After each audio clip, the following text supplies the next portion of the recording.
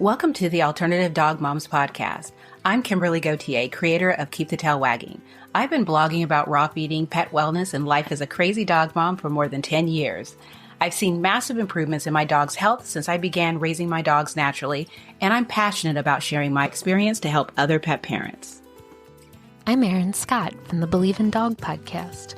For more than 10 years, I've been researching and learning everything I can about healing cancer, allergies, autoimmune, and mystery illnesses in both my dogs and myself. And I can't wait to share with you everything I've learned in case it could help you too. As the Alternative Dog Moms, Kimberly and I are bringing you all the latest dog health news that we're following and the brilliant people we're meeting along the way. Now let's get started. Hello, Kimberly. Hello, Erin. So we have an amazing guest today, and I feel like our guest needs no introduction, but I have written an introduction. And I can't believe that we have gone over 100 episodes without having her on yet. So yes, everyone knows our guest because of the products that she formulates, because she has this amazingly comprehensive online store. They might have consulted with her. They might be taking online courses with her. And I bet they know her upcoming book, The Herbal Dog. She is known online as the Canine Herbalist. Today's guest is Rita Hogan. Rita, welcome. Hi, I'm so excited to be here. I have never been on the show. I'm excited about it. So love you guys. We have so much to dive into. And I know you're out promoting your book, The Herbal Dog.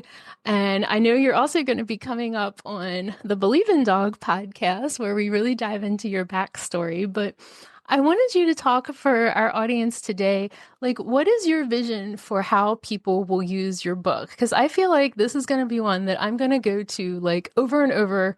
You know, it's going to be this amazing reference over the years. So like, what is your vision for that? Well, reference is one of the visions. You can use it for a reference. There's lots of reference material in the back of the book, like Materia Medica, which is like resumes for herbs specifically for dogs, not humans, not cats, but dogs. I do mention kitties. If an herb is safe for a cat, I do have a little safe for kitty and how to dose for cats. And then I think it's multi-layered. So it'll definitely be a really good book for guardians and caregivers and owners of dogs, teaching them about their dog being an ecosystem and how, like, holistic anatomy, where everything is connected, and how that connection dominoes different types of ailments and conditions. So the first part of the book is definitely a learning experience. And then we go to the applications part of the book. And that's, your common ailments for dogs in general. But, a lot of books out there have common canine conditions. And I cover some of those, but my common canine conditions are a little different in that I cover antibiotic recovery and yeast protocol and help people understand leaky gut and all the different facets that go into it, right? And different types, like histamine intolerance, you don't see that in a lot of common canine conditions, even though a lot of kind of end results canine conditions are a product of different types of histamine intolerance, lipomas, leaky gut, acid reflux. I was doing a post today, it's coming out tomorrow, on different solutions for acid reflux, but also the causes for acid reflux. And a lot of people, I'm sure I'll get some comments on some of the causes of acid reflux because people don't see it as a connection with other conditions like low stomach acid.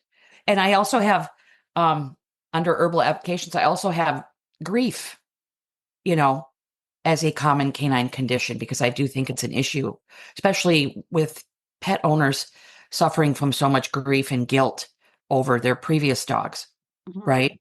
So I think that kind of bleeds over into our relationships with our new dogs. So I'm excited about it. And I do go over a lot of herbal medicine in the book. It's definitely not a specific how to make herbal medicine. Certain like infusions, it's, like a tea or giving dried herbs will definitely be in there. How to use tinctures and glycerates and demystifying giving alcohol to your dog, and just a ton of plant information. But I also include different types of remedies. Like, for instance, if you go to the acid reflux, right? If you went and looked up acid reflux in my book, you're going to see a list of herbs, but you're going to also see a list of mushrooms and homeopathics and essential oils.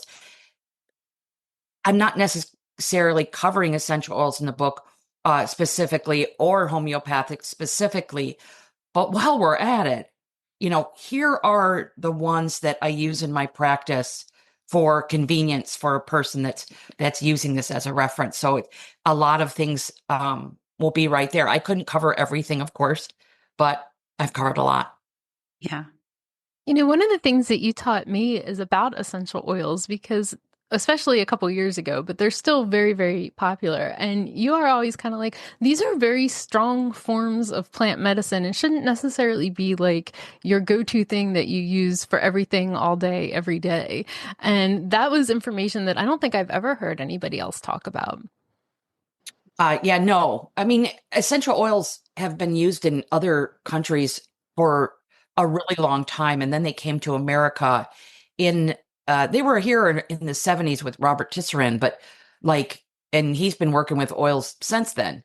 But they were brought to popularity in the United States by what I would call the American marketing machine, which, multi-level marketing companies making bizarre claims and just kind of just dominating with ads and everything. And they got so popular. And I find it interesting that people are afraid to give their dog a dried herb or even a tincture, but they're not afraid to just slather their dog in the strongest form of herbal medicine.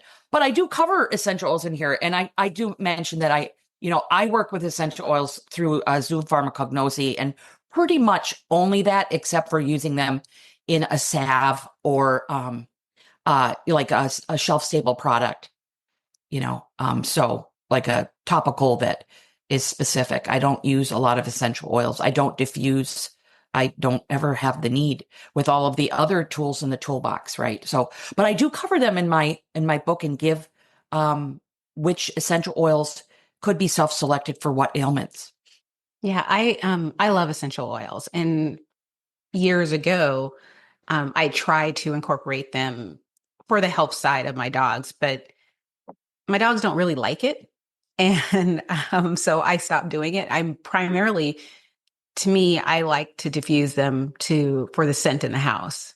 And I just choose essential oils based on what I know my dogs will like and what I'll like, rather than very rarely do I apply essential oils to my dogs, because of the same statement that you guys both said just a bit ago of the strength. And I don't know what I'm doing.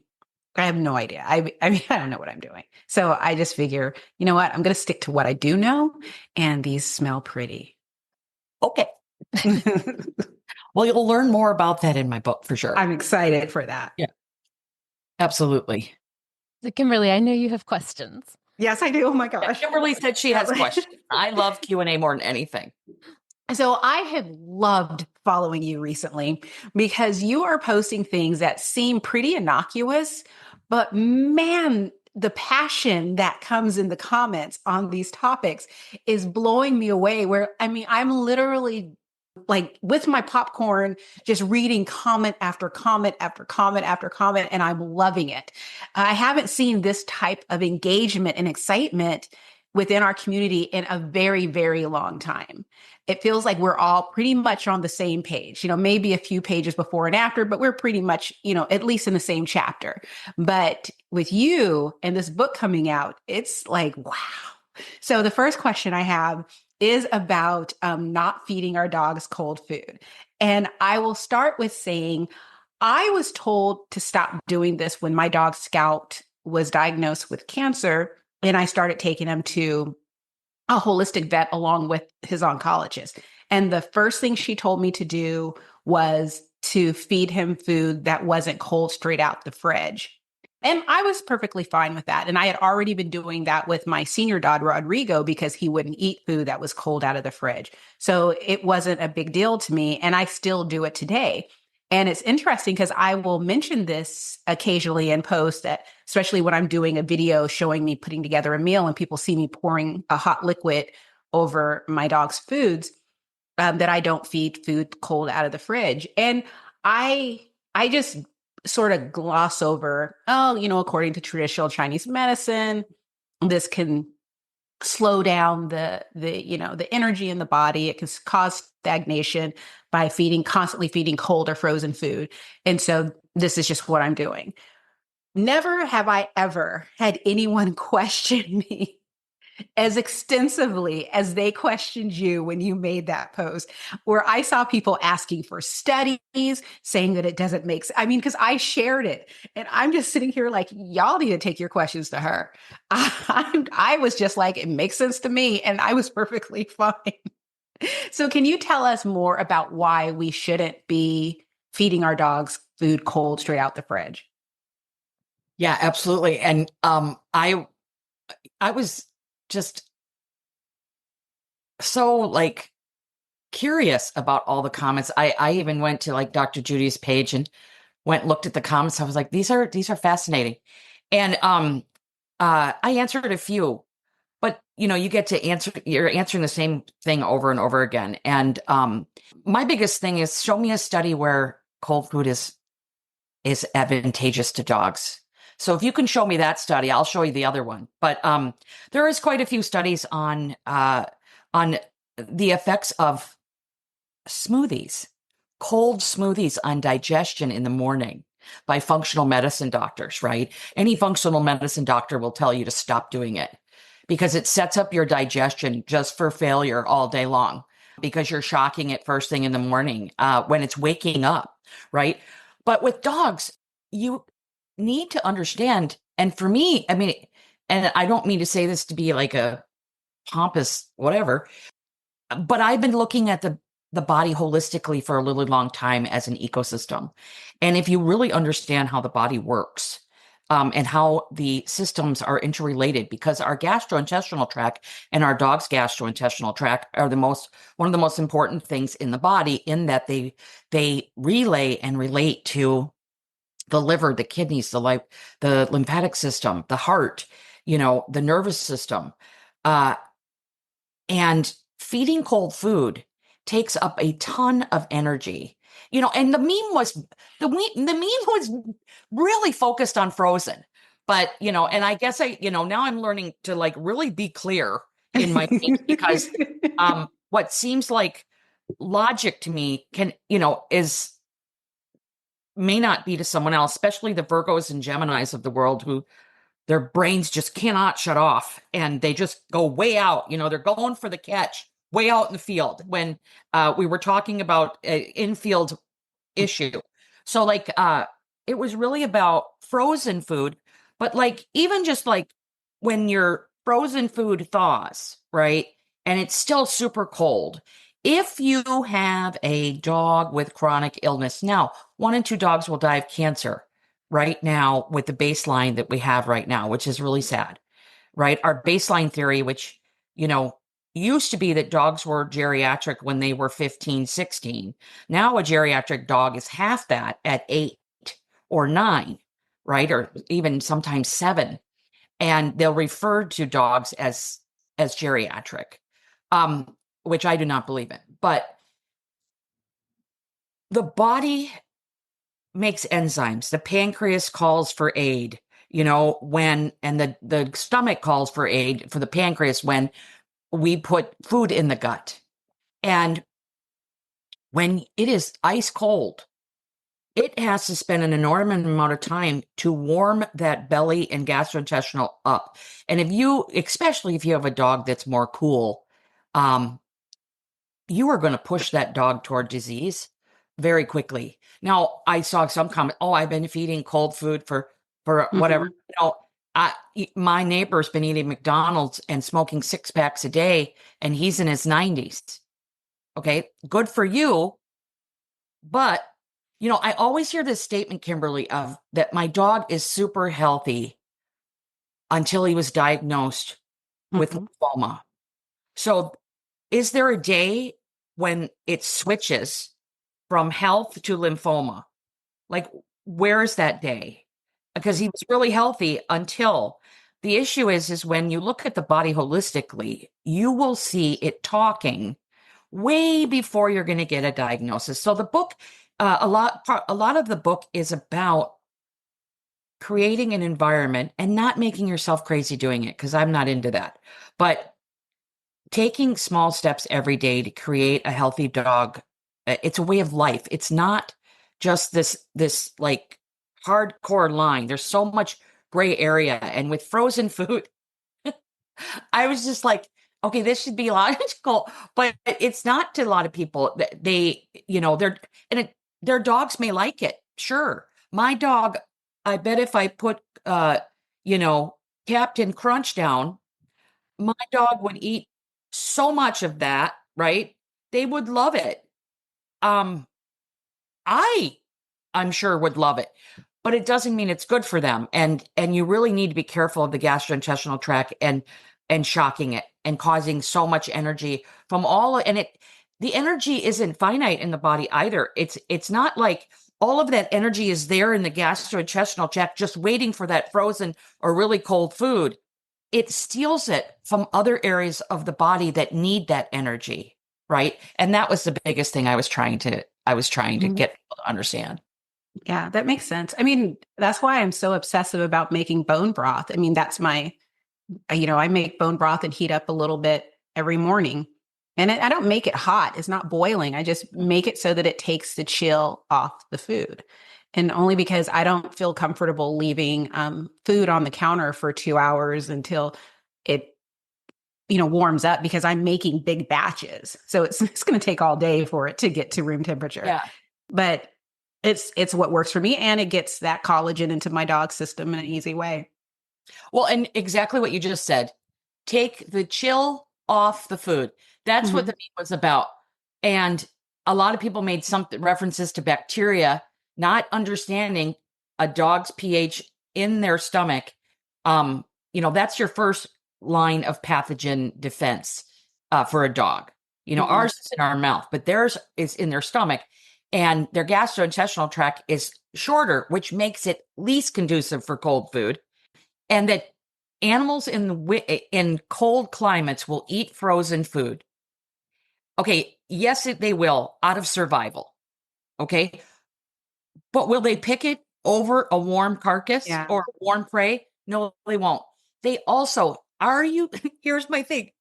Are you up there in the mountains with them watching everything they eat? Because there's a bunch of little creatures that live up in the mountains under the snowpack that are warm and that they eat all the time, right? So, but they still will do it. They'll do it for survival. But a lot of the pack animals and wolves and foxes, the interesting thing is that they won't choose it if they are given the circumstances. And I find it interesting that, wolves in the wild will die. The ones that aren't strong enough will die. And again, I have to ask Isla about this because she would know, but, or Dr. Fishburne, but she would know this, but, you know, it's the survival of the fittest, right? And if you have a bunch of wolves that, the pack leaders are eating warm prey, and down the line you get the cold carcass, uh, those types of dogs may pass away in that winter season due to the fact that all they're eating is cold food, right? Because we all know nature can be very nasty. Mhm. you know so a lot of the comments I was just like that, I get where there's what they're saying, but they're Yeah. not looking at from a dog as ecosystem perspective for sure. And it's one of the things that I've always had to remind myself over the years is I take inspiration from the diet and life of a wolf, but I am not raising a wolf. I'm raising a domestic dog. And so while it's great to look to their ancestor to see what they were doing, not doing, I'm still like, Apollo, he'll kill a rabbit and eat it live in front of me and horrify me every day if he gets a chance. But when it comes to whole prey, he won't eat. I actually have a video that I posted this summer where I gave each of the dogs a small quail. The girls both ate their quail. He just stood there looking around. Every now and then he'd sniff it and lick it. But I had to go out with a cleaver and a cutting board and chop up the quail into bite-sized pieces for him. And then he ate it. He's a little princess when it comes to things like that. So it's like, take inspiration, but that's not the rule. No, we're not raising a bunch. My pugs are not wolves. We've domesticated our animals, and a lot of them are so far removed from nature. And a lot of times it is nurture over nature. So there's a lot of variables, and I found it quite fun personally. Yeah, it had never occurred to me to feed food frozen at all, but I have, like Kimberly said, like learned over the years, like, yeah, I'll add hot water or I'll heat up broth or something. Just like I said, to take the chill off. It doesn't have to be like warm, but just to take that chill off. And that's definitely something like I've changed, as I've learned more over the years, like I've, incorporated into our routine now. I've heard people do it to slow their dog down. Because like with the frozen food, if their dog is a gulper, so they'll feed him frozen food to keep him. But I just follow my dog's leads. And once one of my dogs was like, yeah, I'm not doing this. And I was actually mentioned it to Dr. Morgan. And she was just like, yeah, senior dogs really aren't into eating cold food. And sometimes they'll prefer it gently cooked. And she even went so far as to say, you should take the chill off. So that was the first time I heard it. And then when the holistic veterinarian said the same thing, that was good enough for me. 2 people. I'm good. I didn't need a study. No. I would like to see the other studies, though. I would like to. But, another thing, it was the whole bacteria buildup, like, warming something to room temperature. I mean, this is basically how I do my dog food. I take it out of the freezer. I put it in the fridge. I always kind of time how long it takes to thaw my raw. If I get a new raw, I'll time it, and then I'm done. So like I'll take it out. I'm making my stuff, I'm getting all the bowls ready, and I'll sit it out on the counter, getting everything ready, right? And I make an infusion, usually a mushroom infusion, bone broth, or an herbal infusion. And depending on who's getting what, and then I put my warm water on everything. I slap in my herbs. I stir it around. I let it sit. And the chill is gone. Mm-hmm. And things are it's not like it's a picnic out in 95-degree weather with 100% humidity in my kitchen, and still a dog could eat it. Yeah. You know what I mean? They eat rotten food all the time. They can eat roadkill. They eat frogs. A lot of people, I think, are looking at their dogs as human, and they're anything but. Even though I treat my dogs like they're my kids. Okay, so one more question. Yeah, the sugar. I think that was yesterday's discussion, and again. Yes. Pulled out the popcorn and enjoyed every second of that discussion. Going. It's still going on right now as we speak. I finally had to bow out because it was just so much. But it gave me an opportunity to promote the podcast because I was just like, I will ask her when we have her. Oh, yeah. I saw that you were going to promote the podcast. I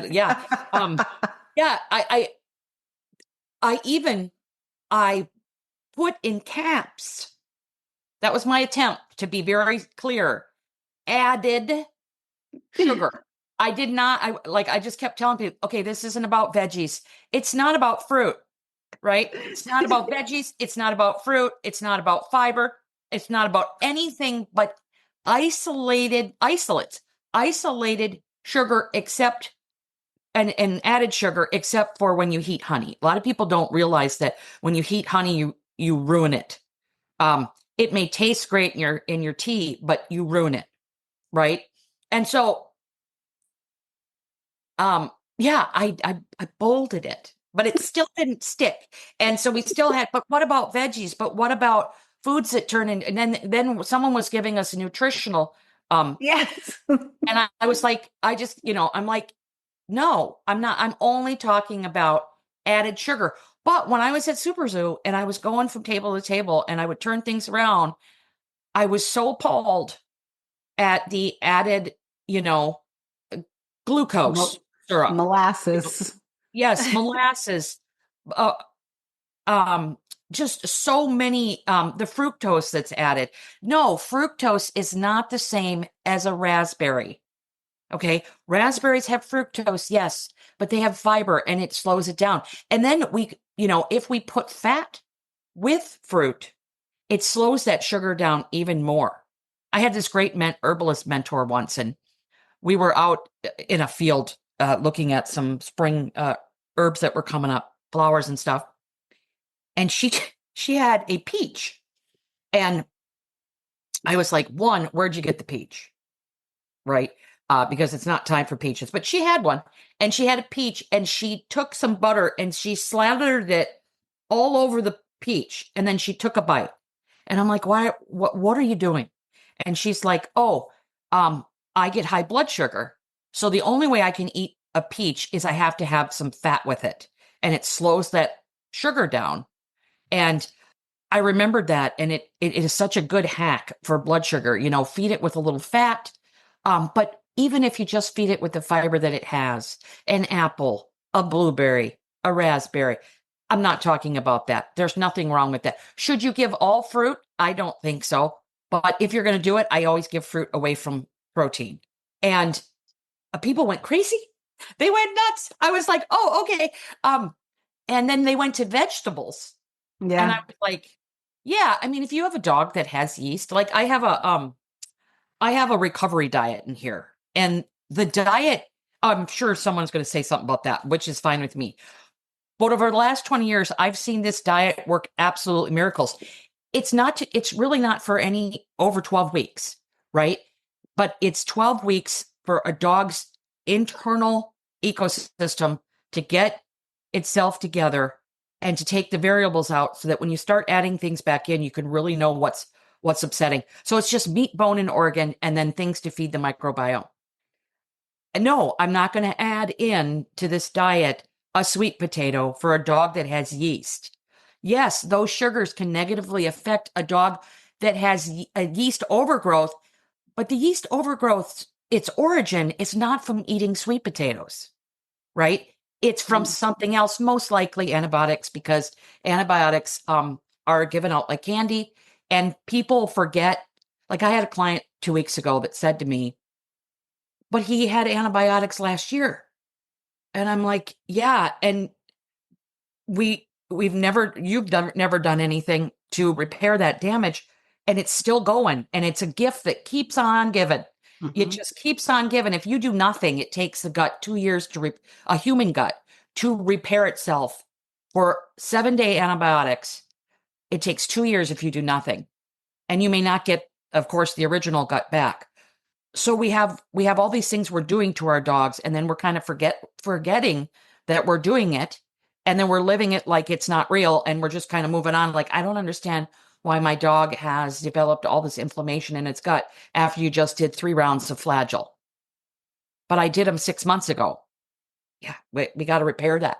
So I'm not worried about the foods that are higher in the glycemic index in that if you're going for variety, you really, really don't for a Chihuahua, you maybe like a half a teaspoon of sweet potato or anything that has a little more higher sugar. And some dogs can't have them, or like some histamine dogs can't have high histamine foods for a while until you get the gut settled down. But those are specific cases. But in general, I think variety is imperative to a healthy gut, and it's imperative to a healthy dog. And carbohydrate is not needed. It's true, Yeah. But that was a fun meme. Yeah, it was. I mean, and I will admit, I allowed myself to fall through the rabbit hole of added sugars. Well, you do add to the bowl. So it is added. But I listed them. Like I was like, I literally listed them on a white background. I'm like, I listed them. These are the ones I'm talking about. Like those were the ones I saw at Super Zoo. And I said at Super Zoo, like those were the ones that are sneaking into dog treats. They're sneaking into so like foods and jerkies and all of these things.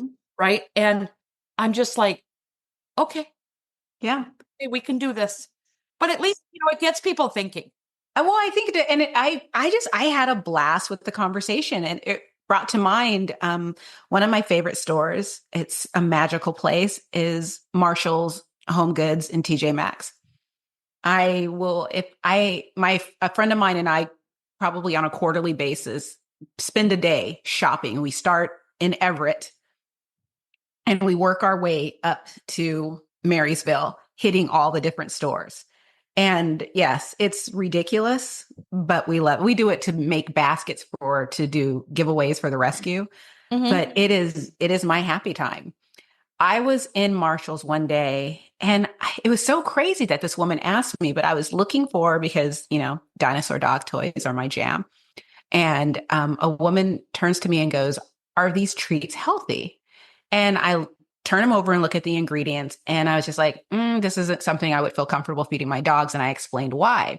And they were chicken jerky treats. And it's like, I make chicken jerky all the time. I don't need all of these things in it. And it was, sugar, all these different things. It's like, why do you need that? And so we started going through the treats and pointing. And by the time we finished, which was like probably a 10-minute conversation, she was now going and turning over the bag and going, yeah, this ingredient doesn't make any sense.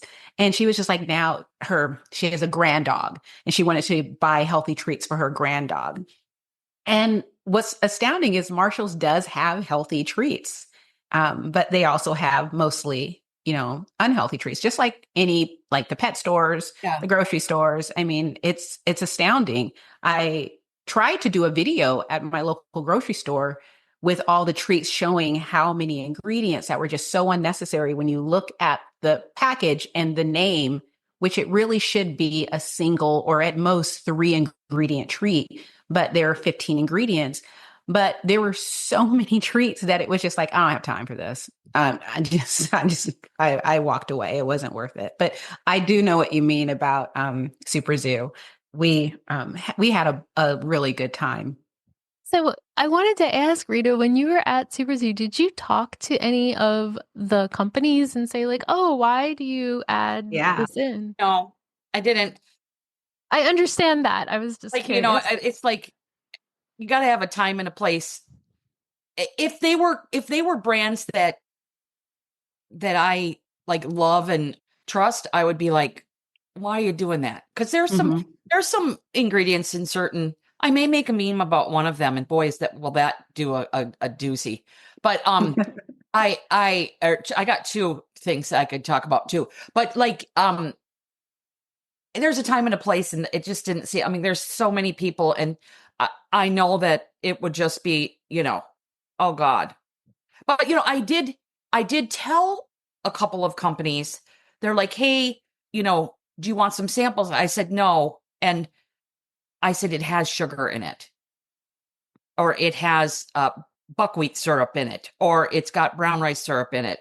It's got any type of syrup in it. Like and have I ever given my dog a pup cup from Starbucks? Sure, I have, on their birthday once. Like, what? I'm not talking about being this like never, right? But everything for me is about consistency. And you can't hold a dog's or our health in stasis. It constantly fluctuates on a daily basis. It just fluctuates. And, one day isn't going to do hardly anything. But the next day your dog, like if your dog has arthritis, the next day your dog may be a little limpy. And by the 3rd day, he'll be fine as he processes that out of his body. But it is going to add a little more inflammation. But I'm not a crazy person in that, I'm not asking for this like hard line, but I'm asking people to think, our dogs don't need sugar. Yeah.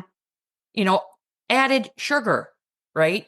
You can have your conversations about all the other stuff, the veggie and the fruit and all that stuff. I'm not against any of that. They don't need added sugar. They don't need sucrose and fructose and glucose and, all that stuff. And the honey coated treats that are coming out. There's that cute little company called Honey something. It's cute. I get it, but I don't want my dogs eating honey coated treats. Dogs have a hard enough time keeping their teeth clean in general, right? Especially those dogs that aren't eating raw meaty bones. And there's a ton of them that are not eating anything like that. You look at all those oral treats out there for dental health, and they're awful. And I just don't think that, I think people need to reconsider sugar. No, I agree. And I think that, if people, and I don't know if it's, people are just crazy healthy that don't understand it. But since I've reached my middle age and things start hurting when I stand up, it's astounding how my diet will impact how I feel. So if I am doing Costco has these raspberry muffins that are so good. I mean, they are so good. And because it's Costco, it comes, I don't know if it's a 10 pack or something, but it's a ridiculous amount of muffins. Like a 25 pack. I know.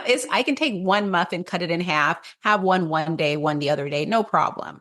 I cannot bring that whole thing home and be tempted to eat one on a daily basis, because after probably a couple of days, I start feeling achy. And it's just all that extra processed food and sugars and things. I know that once I started making my own food, stopped eating out so much, started really putting some thought into the ingredients that my food was made into, reading the back of packages and containers for myself as much as I do for my dogs, I started feeling a lot better. And so that's kind of how I look at all of these treats and the things that, we see at Super Zoo, because the place is huge. It's absolutely overwhelming. I don't have a poker face. So I try not to go to booths to look at anything, because if I see something I don't like, before I know it, there's going to be an expression on my face. Yeah, I don't have one myself. So yeah, so it's just not. And Erin and I made the mistake but we were talking to a raw food company, but we made the mistake of asking a raw food company about the probiotics that were in their food. And that conversation went nowhere fast, and we couldn't get away from them fast enough because they didn't know. I mean, a lot of times, these people are hiring someone to formulate these products for them because the pet industry is a popular industry, and they don't really know. They're not familiar or used to people within our community who are trying to make a concerted effort of feeding our dogs, healthier items on a regular basis. Well, and I think that from Super Zoo, and yes, I'm amazed at that. Not last year, but the year before that, Heather had to take me away from somebody because I was so appalled that they were selling this product that they had no idea where it originated from or anything. And I was just like, oh my God, why? This is crazy. I'm like, where is it sourced from? I don't know. And I had to let it go. But I find that in my opinion, the bulk of the treat industry is not for the dogs. It's for the psychological gratification of the humans feeding the dogs. What they look like. Dogs don't care about coloring. Mm-hmm. Dogs don't care about a lot of the things that go into treats, right? They want to satisfy that human need. So that I mean, I'm sure you've noticed this, but the processed food human market is very much going into the dog world because, of course, it's a recession-proof industry, and you can just see the influence just really going crazy over the last couple years in what you're seeing as products being offered at some of these big shows, and it's not for the dogs, in my opinion. Mm-mm. No, I saw some Oreo cookies. Well, they're Oreo style cookies with the cream in the middle, but for dogs. And Yeah. I'm just sort of like, I don't even need to read the ingredients to know this No, is wrong. This is don't not do it. appropriate. No, it's not appropriate. And, and that's why I think like it's so important, right, for us to read these things, but also it's why I think it's important and why I think like the community that we all are familiar with is important. Like we can ask you, like, why do you put that in your product? In fact, we probably don't even need to ask because you'll tell us, like, oh, I chose these ingredients for these reasons. We can go and ask Billy, oh, why did you formulate with this, or how do you source this? And they'll answer, and we get these opportunities, right? Whether it's this podcast or these different speaking events or a book tour to like actually have these conversations. Like we're not, even at Super Zoo, you're not usually meeting like the head of these companies and getting to ask them questions about stuff. And so I think that it's important to pay attention to these things, and special that we're in positions to be able to do this with the companies that we trust and know. Absolutely. Yeah. So to jump back to herbs, Yeah. if I wanted to start just a little herbal collection, are there any herbs that sort of like are the baseline? Like definitely have this in your garden. And and should we be growing them, or where should we source them? Mm-hmm. You can definitely grow a lot of herbs well, it depends on where you are. If you're in the desert, well, you're going to need a greenhouse. But if you are able to grow certain herbs, there's so many herbs that don't even need you to grow them. Like, especially in the P&W, you got Yes. beavers and Nettles. nettles and plantain. You have like California poppy and calendula. There are like free herbs everywhere. And if you can make flower essences, there's so many beautiful essences that you can make throughout the P&W. So that's a really great place. But like, what's in my garden? Like I grow New England aster. Love it for opening up the lung passages in the fall. Echinacea, both types. There's Echinacea purpurea and Echinacea angustifolia. Both are pretty interchangeable. And fresh Echinacea, a lot of people use the root, but I love the leaf and flower.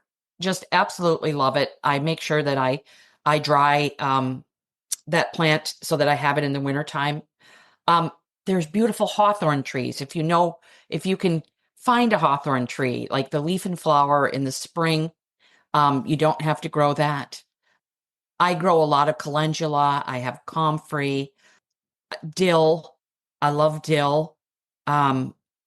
Skullcap is in my garden. Fireweed, which is a weed that grows all over the P&W. Such a wonderful, wonderful medicine. Borage, I grow borage, mallow, which is like marshmallow, and then mullein and marshmallow. Marshmallow gets super high. But like if you had to pick a few, I would grow some skullcap. I would grow some milk thistle for the seed. I would grow some echinacea and some calendula and some violets. Those are just lovely, easy, non-toxic medicine. Mullein, love it. Love mullein, the root, the leaf, the flower. Yeah, and sourcing,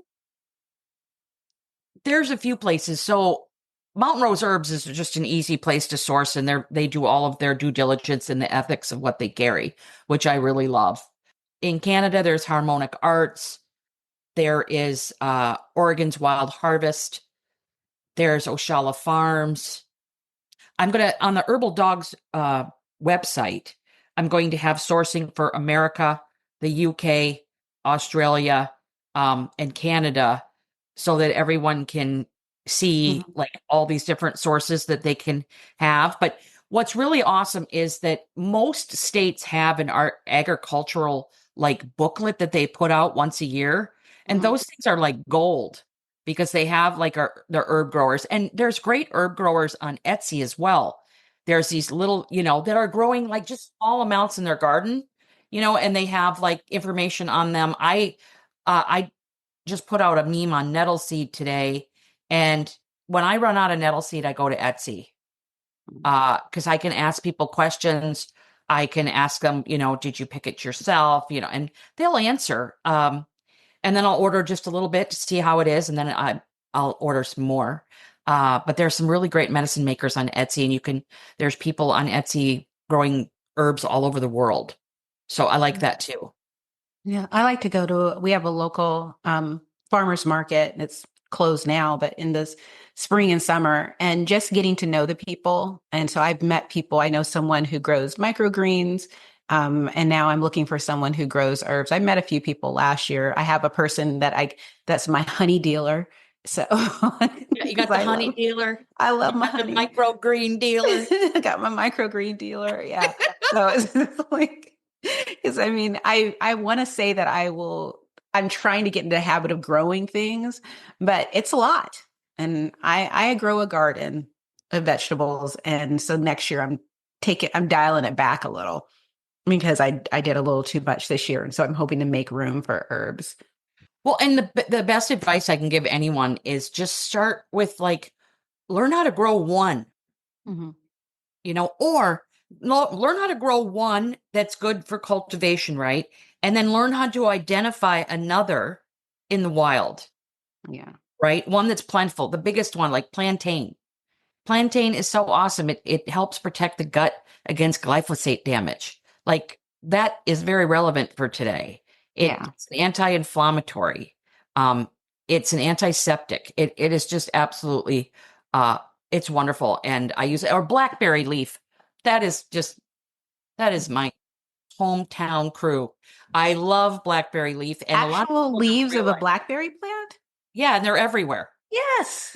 We can't get rid of them. All you do is you just pick some herbs in the spring, pick the leaves in the spring, dry them out, and you can make tea anytime your dog has diarrhea. Blackberry leaf is like the anti-diarrheal queen. It is absolutely lovely. And it's actually good for the musculoskeletal system. I absolutely love blackberry. Yeah. And it's just sitting there. Yeah. Yeah. I usually go in the spring and pick nettles. I'll spend a day and I'll just pick nettles. And I like the spring dandelions. I don't pick them all, but I'll go to an area of my property and just pick the dandelions and the dandelion leaves and the flowers. Sometimes I'll pull up the root, but mostly the leaves and the flowers, and then go and get nettles. It's fun. And the dandelion flowers. So the dandelion flowers are so anti-inflammatory. They work with the COX-1 and COX-2 pathways. They're totally they're underwritten in the herbal world. They are such a great anti-inflammatory. Pick them. They'll come right back. Dry them, and you can feed them. When your dog is having some bad days, you can feed them.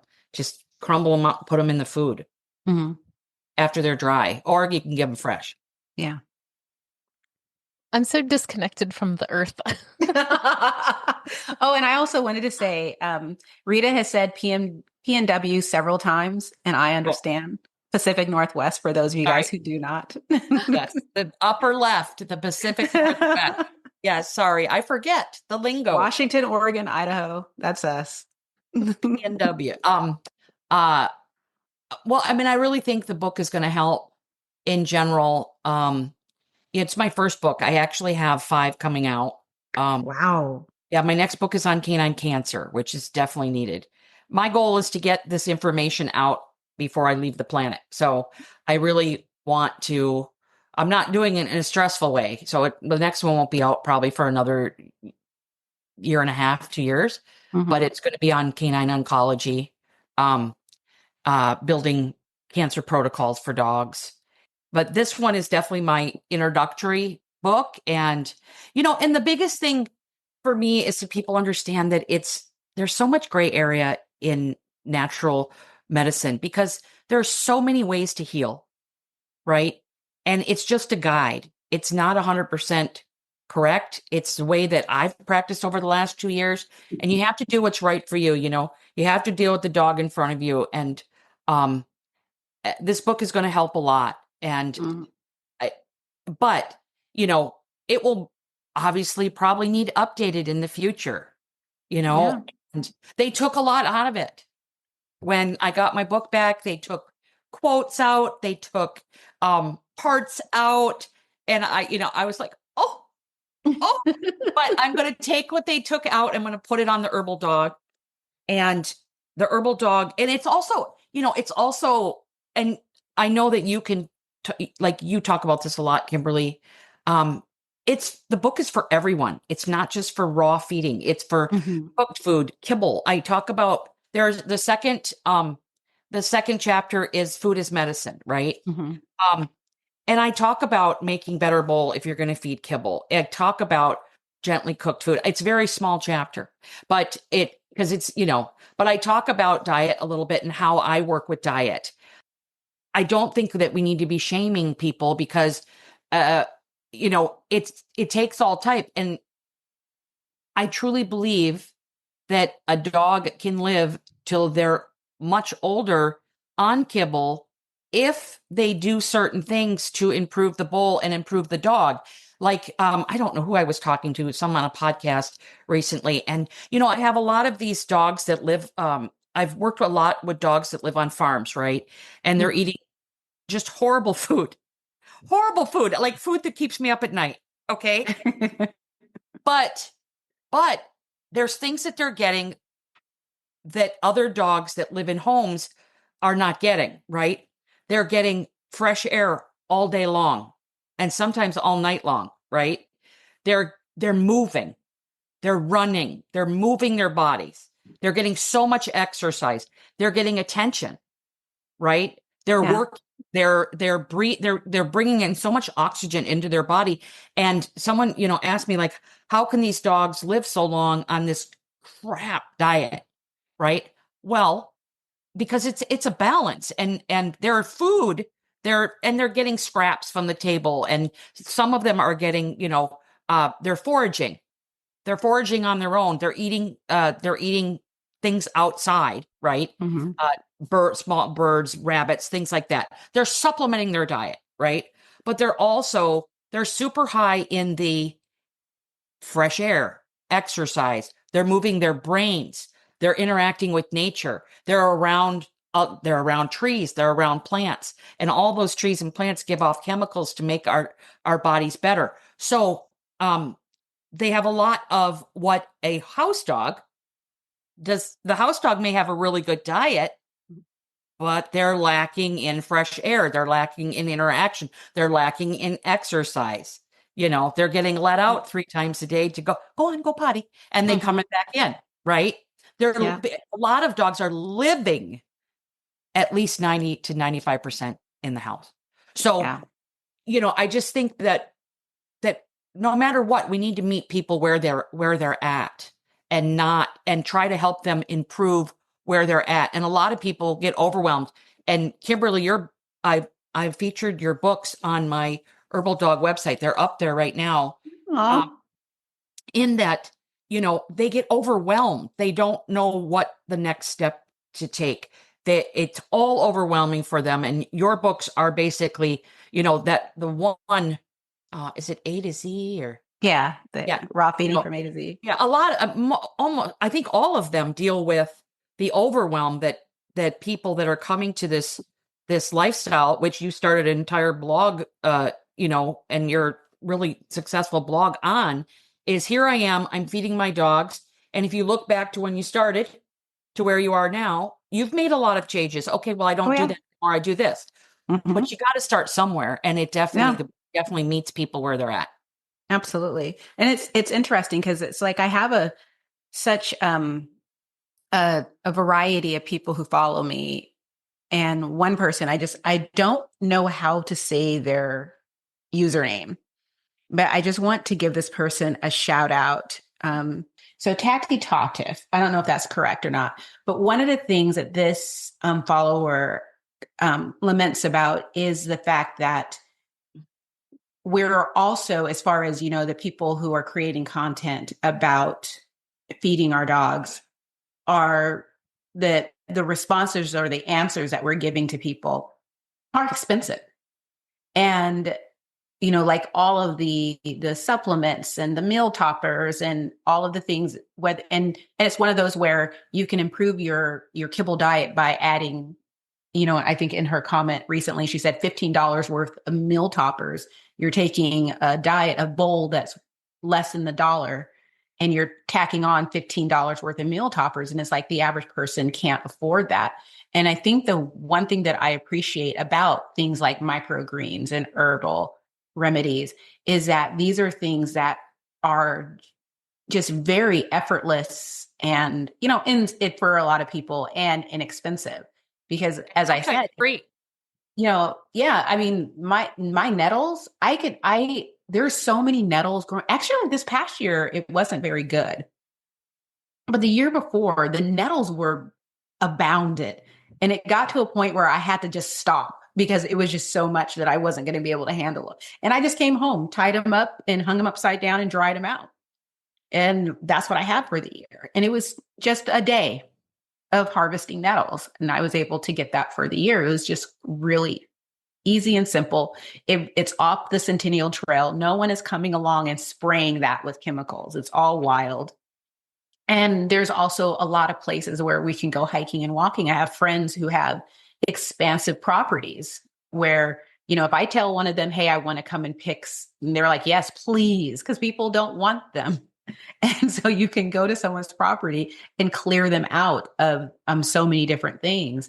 It's just a matter of doing it. And so that's what, I kind of like about the, herbal remedies is that it doesn't have to be expensive. You don't have to go out and buy a bunch of bottles or tinctures if that's just not in your budget to do so. No. And you just learn one at a time. Mm-hmm. Yeah. So it's not overwhelming, and time goes by quickly. And I tell people just learn one herb a month. And Mm-hmm. 1 year you'll know 12 herbs really well. And if you learn one that, sometimes you learn one and another one comes with it, or you do the one a month, and then in 2 years, you know 24 herbs. And a lot of herbalists actually use less than 24 herbs in their practice. So, Which is nice because, when it comes to traditional Chinese medicine and the thousands and thousands of remedies, that's just not something that the average person is going to be able to take on. It's, no. You have to work with a professional. I mean, and I like it. I mean, Erin and I are kind of nerdy about these things. So give us homework and we're like, yay. So are you going to have a course or do you have a course in herbal remedies? I do. I have a level 1 holistic canine herbalism course. It's at canineherbalism.com. And I have a lot of courses on there. I just started a school. So I'll have a second level and a third level and a fourth level. And then I'm going to be having a lot of different types of, like I'm going to be having a tick-borne disease course come out, which will help a lot of people. And I'll have a cancer course come out. I'm having courses on specific cancers. Mm-hmm. So yeah, lots of things there on that's coming up on canine herbalism. So it's exciting. So Kimberly, I know one thing we wanted to talk about is the energetics, and that's always a popular topic of trying to figure out do you have the warm dog or the cool dog, or what are signs that we should look for and things like that. And what do you feed them? I mean, we probably don't have time to get into all of it, but well, the thing that's the sad part of it, I guess it's not a sad part of it, but for once in my life, I have no idea where any of my dogs land on the spectrum. Whereas in the past, I had obvious hot dogs or obvious cold dogs. All of my dogs seem to just be, hey. So, which is nice because I don't have to specialize their diet too much. Everyone eats the same thing. And do people stress out too much about choosing a protein that's warming or cooling, or how important is that? For me, it's quite important for consistency, not for the random meal. I talk about, there's an entire section on energetics in the book. And I mean, it's not as thorough as my courses, but it really gives people an understanding. And the biggest thing, just writing a meme, consistent, what you consistently feed. So, for me, dogs are either born warm or cool. There are some dogs that are much more tolerant. A lot of them are younger. They're much more tolerant of different proteins. And there are different places on the spectrum. Like I have cool dogs. They're all cool, but they're different levels. The one that's 15 and has anal cancer, she's much cooler than my 8-year-old who can eat almost anything. And then there's my little wheezy bulldog. She is more cool than Gertie, who's the one who can eat anything. And where I used to have warm dogs. So trying to figure out your dog and where they're on the spectrum, my biggest thing is to just kind of really pay attention to how they handle heat. Some dogs, I had a client this week, well, he starts under the covers at night, but then he comes out. But he loves to roll in the snow and he loves to be in the snow. Most likely he's a warm dog. He's nice and warm. He's not hot. He's not, he's warm. He gets a little too hot. He comes out, how they deal with temperature, how they deal with cool and heat. Like, my dog loves to sit in front of the fire and just bake. Okay. Not happening with a warm dog. They might sit in front of the fire for 5 minutes. And yes, warm dogs can get cold. I'm a warm person. I can get cold. I put on a sweatshirt when it's cold out. It doesn't stay on that long, but, I don't dress in layers. I mean, like, can't even imagine having 2 levels of clothing on, but one is fine. So I think it's important for consistency, but where it really becomes important is when dogs are ill, chronic disease. If you have a cool dog and you give them frozen food every day, I guarantee you that you will push that dog towards disease, because their body will start to change. It will start to use up so much energy, and it already takes energy for a cool dog. That's where things start to go wrong is cool dogs, they're ruled by their vital force, where warm dogs have too much. Like hot dogs are just like burning themselves out, where cool dogs are trying to maintain some type of vitality and movement in their life force. And what happens is they get so lethargic and then bacteria and pathogens take over. So they don't need any help. And what happens with a lot of times with dogs that are too cold, they'll start producing heat and they'll get really hot to the touch. And they'll be like, well, we need to give this dog cool proteins. No, you don't. You need to start giving them actually, it seems counterintuitive, but you need to start warming them up as much as you can. And then their skin starts to get cooler and their core is warm. So the body doesn't have to do all this crazy stuff to keep their life force going. So I explain that as best as I can in the book. I have some lists and things like that people can use. Are they an absolute? No, nothing is, in my opinion. You'll look at TCM lists about what proteins are cool and what proteins are warm and what levels. And I was just talking to Dr. Chang in Los Angeles. She interviewed me the other day, and she speaks Mandarin. She is Chinese, and we were talking about so much of TCM is lost in translation.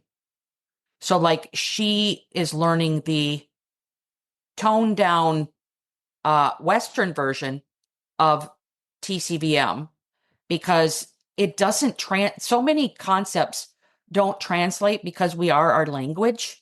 And when something is translated, you're translated on how those people who translated that understand the culture and the language. And there's just so much lost. That's why I never became a TCM herbalist, because if I were to teach myself Mandarin, I think I'd have a better chance. And she agreed with me, which made me feel really awesome because I talk about that and I'm just like, it's the language. I just don't practice it.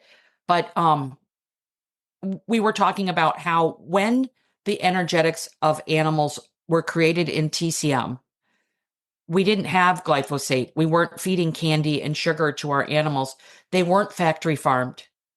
And so much of the things that we do to our animals, especially feed animals, are affecting their energetics.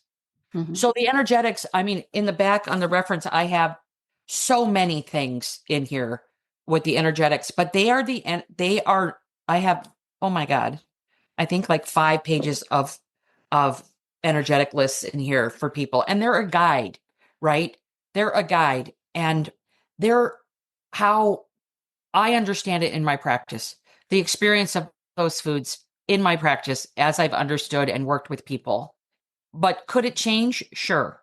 And where are they on the spectrum? Everything is on an energetic spectrum. So like ginger is so much warmer than turmeric. Cayenne's warmer than both.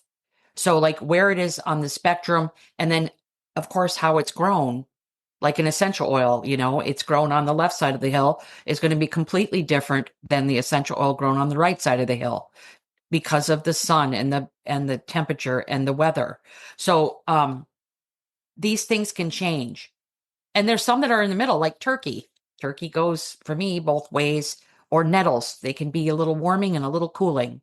So you have to use it as a guide and see how your dogs, and then once they enter your dog's body, and then you could go down the rabbit hole, Kimberly, and you could actually think about the energetics of the feed animals.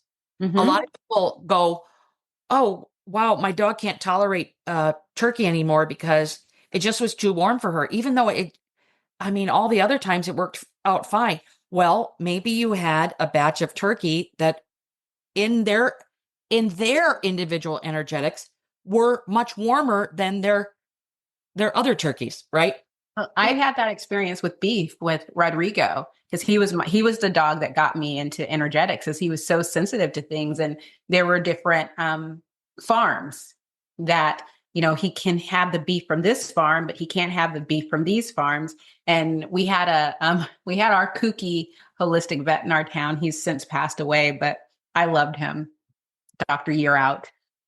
And he was saying, like, there's so many things that you can, as far as, like you said, dive down that hill or that rabbit hole of, you can have the animals are on this farm, they're grass fed, everything is perfectly done. However, they're next door to another farm where they're spraying chemicals and everything. And one day the wind blew the chemicals over to the neighboring farm. And now all of these grass fed animals are eating weed killers and things like that. And now you basically are eating that batch of food. And some people and animals are so highly sensitive that they can pick up on that. And it's just one of those where even with Rodrigo, I knew when a brand changed their recipe, even if it was just slightly, where they weren't sourcing an ingredient from their normal spot, but maybe they weren't able to, so they went to a secondary spot.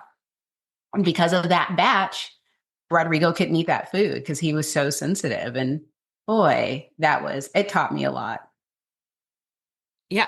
So, I try not to go down that rabbit hole, but, when you look at energetics of things online or even in my book, you have to just use it as a guide. Some people want that, just that black and white, that really hard lines, Yeah. but there's so much gray. There is so much gray. And some of the beauty of herbal medicine and just holistic medicine in general, I think, is found in the gray. But to answer your question, I find energetics very important. But especially, and it's just consistently, what are you consistently feeding? I'm a warm person, but do I eat salmon? I eat wild caught salmon every now and then, maybe once a month. Do I eat it all the time? No, it's too warming for me. I'll start having hot flashes and, oh geez. But I do eat it every now and then. I'm not consistently eating it. And so I do think that for dogs with chronic disease, which, is what I see in my practice. People don't come see me for healthy dogs. I do have a few seasonal clients, like where I do seasonal protocols for them every year. But I really like probably less than 5. I'm seeing dogs on their worst days. I'm seeing dogs that are sick. And so that's what my book is about, is working in a preventative mindset versus that reactivity. Waiting. My dog is totally healthy. I get a lot of, my dog is totally healthy, But can't eat. My dog is so healthy, but can't eat, can only eat 2 proteins, right? Can only do this, can only do that. And no, your dog is not healthy. Okay. It's not healthy. If he can only eat 2 proteins, he's not healthy. Or, I've tried this is the biggest thing, and I might do a meme on this one. I've tried everything. I think that everyone just needs to remove that sentence out of their life. I've tried everything. No, you haven't. But I have. No, you haven't. Or I've tried everything and they have only been eating kibble. I've tried everything. I get that you feel like you've tried everything. That's a feeling. Okay. It's not real. It's a feeling. Like, yeah, you tried everything. And I just think that sentence is so detrimental to yourself and to your animal. I have never met anyone that's tried everything. I don't think it's possible. You just get frustrated, people get frustrated. And then they're like, well, I've tried everything, so I'm just going to do this. Okay. That's fine. But if you're really interested in some expansion in your healing for yourself, for your dog, for your cat, for your mule, whomever, I think we just need to give up that sentence. But that's just my opinion. So, well, I'm excited to get your book. Mine's already on pre-order. Is it on pre-order? I think it is. Yeah, I ordered mine back in May. I think I looked it up. Well, I'm excited that you guys are excited. So I wish that, well, it's only it's a little over a month. Yeah. Oh, yeah. Pretty excited. It's nerve wracking, but you're like, but it really turned out great. It really did turn out nice. Beautiful. The cover is beautiful. I was totally happy with it because I'm picky. And when my publisher sent it to me, I was like, oh God, oh God, oh God. I didn't see anything. There was not even a comment. The only thing that I could say about it is that I think that the index could be better. That's about it. That's all I got. That I don't have anything else. I think they left a lot out of the index because of the way the book is laid out, and it was at its kind of maximum density for the size book that it was, not to be too bulky. But it's the only thing I can see is that the index could be better. I love indexes. That's why. Yeah. So my next book will have a better index. I will make sure of it. But yeah, I'm excited. I have my Post-its ready to start marking my Post-its. Are you a Post-it? Yeah, I'm a Post-it highlight person. I'm a highlighter. I'm addicted to highlighters, actually. But I'm not a Post-it person. So what do you do with the Post-its? I mark pages. So I don't have it handy, but Dr. Judy Morgan's book. I have her newest book, and so I haven't started on that one yet, but the first Yin and Yang book. Yeah, I highlight in different colors for different things. Oh yeah, I'm meticulous about just trying to, because if it's a book that I know I'm going to be referencing again and again, I have to post it to get to the page real quick and then highlight on the page what I want. And I try to keep my highlights. And even though right now, I couldn't tell you why I chose pink on this page versus yellow on this page, but at the time that I was doing it made perfect sense. Absolutely. You may not remember now, but it did. I love highlighters. I love it. But yeah, well, I can't wait to have the book completely highlighted and posted. So. Well, we'll have links in the show notes for anybody that hasn't pre-ordered it yet, and for every place else that they can find you, Rita. Thank you so much for your time. You're welcome. Thanks, guys.